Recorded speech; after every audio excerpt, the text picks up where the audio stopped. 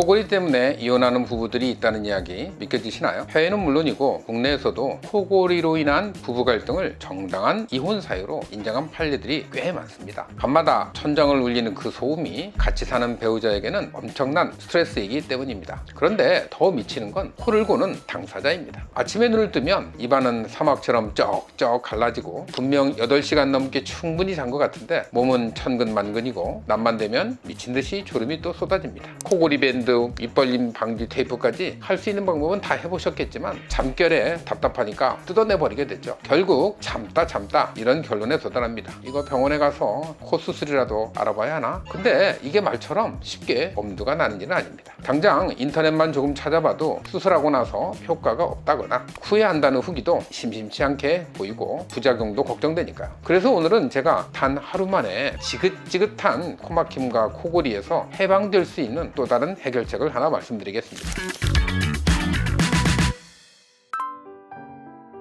사람이 잠을 자면요, 목이랑 코 주변의 근육들이 느슨하게 이완됩니다. 이렇게 근육이 느슨해진 상태에서 숨을 들이쉬면 공기가 지나가는 통로는 좁아지겠죠. 그 좁은 공간을 공기가 비집고 통과하면서 입천장 뒤쪽 연한 부위, 연구개라고 하죠. 그 주변의 조직들이 바르르 떨게 만듭니다. 이 진동음이 바로 코골이 소리의 정체입니다. 잘 때 주로 입을 벌린 채 숨을 쉬는 분들은 목 안쪽 조직이 떨리기 때문에 낮고 두꺼운 소리가 나고,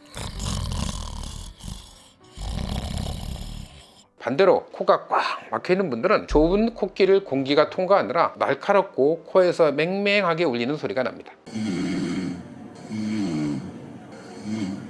만약 유독 날카로운 소리가 나거나 비염이 심해진 시기와 코골이가 시작된 시기가 겹친다면 원인은 목구멍이 아니라 코 쪽에 있을 가능성이 높습니다.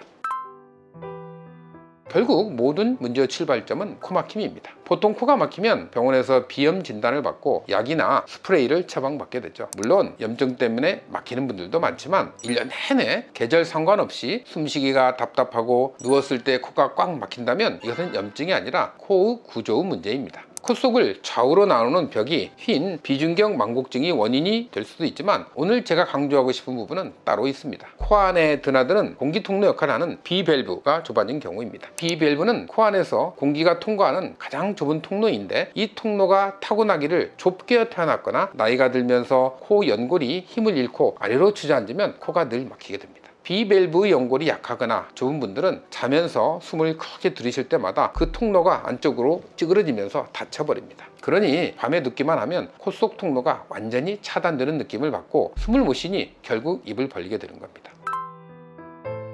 손가락으로 코막힘이 심한 쪽 콧볼 윗불을 잡고 살짝 1 내지 2mm 정도 움직이게 살짝 당겨보세요. 그 상태에서 숨을 한번 크게 들이쉬어 보세요. 갑자기 코가 뻥 뚫리면서 숨쉬기 훨씬 편해지지 않나요? 이것을 코틀 테스트라고 부릅니다. 방금 당겼을 때 코가 시원하게 뚫렸다면 여러분 코막힘의 원인은 염증이 아니라 90% 이상 비밸브가 좁아진 구조적 문제입니다. 반대로 나는 당겨도 여전히 꽉 막혀 있는데 하시는 분들은 코 안에 뼈가 많이 휘어 있어서 점막 자체가 심하게 부어있는 상태일 수 있으니 치료 방향을 다르게 잡으셔야 합니다.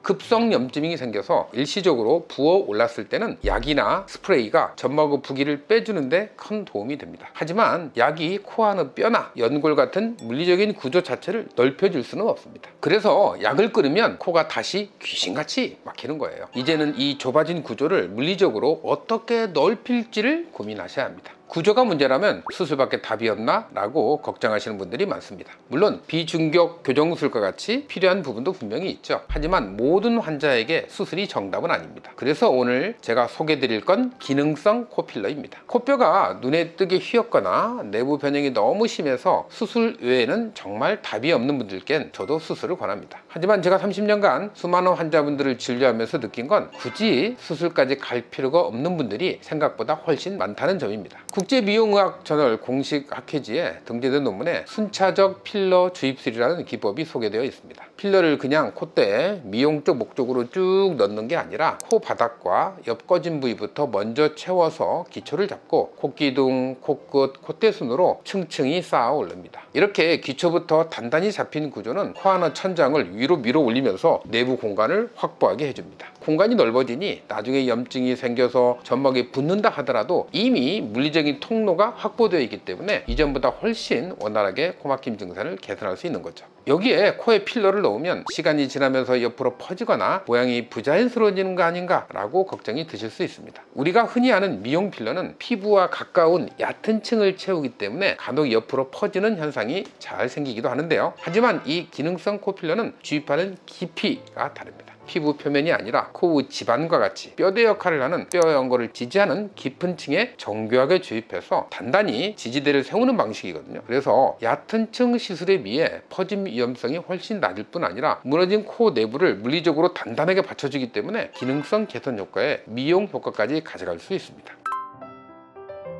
저는 평소에 코가 좀 많이 막히고 뛸 때 숨이 굉장히 많이 차오르는 그런 증상이 좀 있었습니다. 근데 코필러를 맞고 나서는 숨도 많이 안 차고 코 고는 현상이 많이 줄어들었습니다. 또한 아침이 되면은 목 막힘이 굉장히 심하고 조금 물을 항상 찾게 되었는데 그런 현상도 많이 없어진 것 같습니다. 코 끝을 필러로 올리면서 매부리 코 관련해서도 많이 개선이 되었고 이제 생활의 패턴에 좀 안정이 찾아오게 된 것 같습니다. 방금 들으실 건 실제로 기능성 코 필러를 받으신 환자분의 이야기입니다. 그럼 실제로 수치를 보면 어떨까요? 논문에 실린 케이스를 보겠습니다. 코막힘 정도를 수치한 지표인 노스 스코어입니다. 이 환자분은 시술 전 70점이었습니다. 밤에 잠을 제대로 못 이룰 정도로 심각한 상태였죠. 시술 한 달 뒤 이 수치가 5가 되었습니다. 5이면 코막힘 자체를 잊고 사는 수준입니다. 그리고 사진을 보면 한 가지 더 보입니다. 숨이 편해졌을 뿐인데 코 모양도 달라졌죠. 처져 있던 콧방울이 올라가고 코와 입술 사이 각도도 자연스럽게 잡혔습니다. 뭉뚱했던 코끝이 오똑이 살아나면서 얼굴 전체도 균형이 달라졌죠.